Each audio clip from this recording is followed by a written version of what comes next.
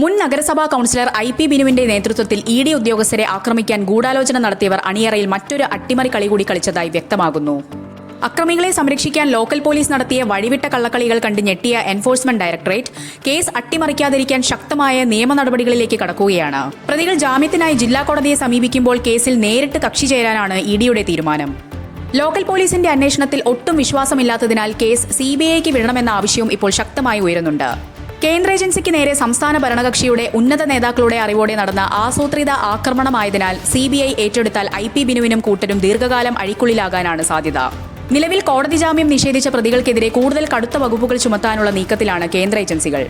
Video ദൃശ്യങ്ങളിൽ നിന്ന് കേസിൽ നേരിട്ട് പങ്കാളികളായ 10 CPM പ്രതികളെ കൂടി പോലീസ് നിലവിൽ തിരിച്ചറിഞ്ഞിട്ടുണ്ട്. എന്നാൽ ഇവരെ അറസ്റ്റ് ചെയ്യുന്നതിൽ പോലീസ് ബോധപൂർവം ഒത്തുകളി തുടരുകയാണെന്നാണ് ആക്ഷേപം.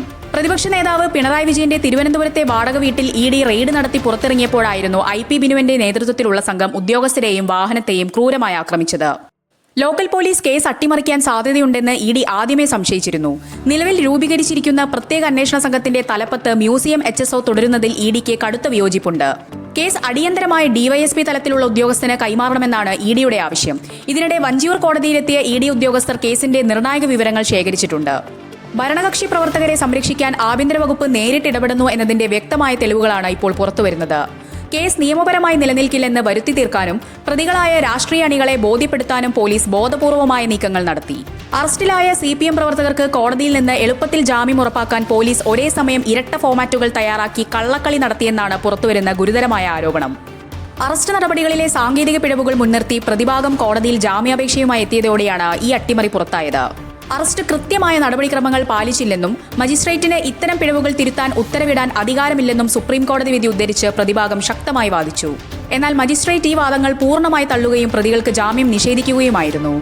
ഭാരതീയ ന്യായ സംഹിത 48-ാം വകുപ്പ് പ്രകാരം പ്രതികളുടെ അറസ്റ്റ് വിവരം ബന്ധുക്കളെ അറിയിക്കുന്നതിനുള്ള നോട്ടീസ് കൃത്യമായ ഫോർമാറ്റിൽ ആയിരിക്കണമെന്ന നിയമം നിലനിൽക്കെയാണ് പോലീസ് മനഃപൂർവ്വം പഴയ ഫോർമാറ്റിലുള്ള നോട്ടീസ് കോടതിയിൽ സമർപ്പിച്ചത്. നിയമപരമായ ഈ വീഴ്ചയുടെ പഴുതുപയോഗിച്ച് പ്രതികൾക്ക് തൊട്ടടുത്ത നിമിഷം ജാമ്യം എടുപ്പിച്ചു കൊടുക്കുക എന്നതായിരുന്നു പോലീസിന്റെ ലക്ഷ്യം. എന്നാൽ ഈ പിഴവ് കൃത്യമായി കണ്ടെത്തിയ Thiruvananthapuram judicial first class magistrate കോടതി 24 മണിക്കൂറിനുള്ളിൽ ശരിയായ നോട്ടീസ് ഹാജരാക്കാൻ പോലീസിന് കർശന ഉത്തരവ് നൽകി. ഇതോടെയാണ് അണിയറയിൽ തയ്യാറാക്കി വെച്ചിരുന്ന പുതിയ ഫോർമാറ്റിലുള്ള നോട്ടീസ് വെറും 3 മണിക്കൂറിനുള്ളിൽ പോലീസ് കോടതിയിൽ എത്തിച്ചത്.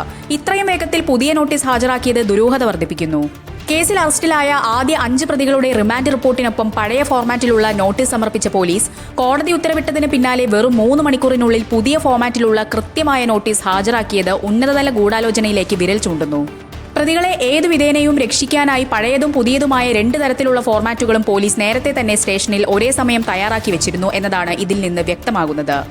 സാങ്കേതിക പിഴവുകൾ കാണിച്ച് കേസ് തുടക്കത്തിലെ പൊളിക്കാൻ പോലീസ് കാട്ടിയ അതിബുദ്ധിയാണ് ഇപ്പോൾ അട്ടിമറി നീക്കമായി പുറത്തു വന്നിരിക്കുന്നത്.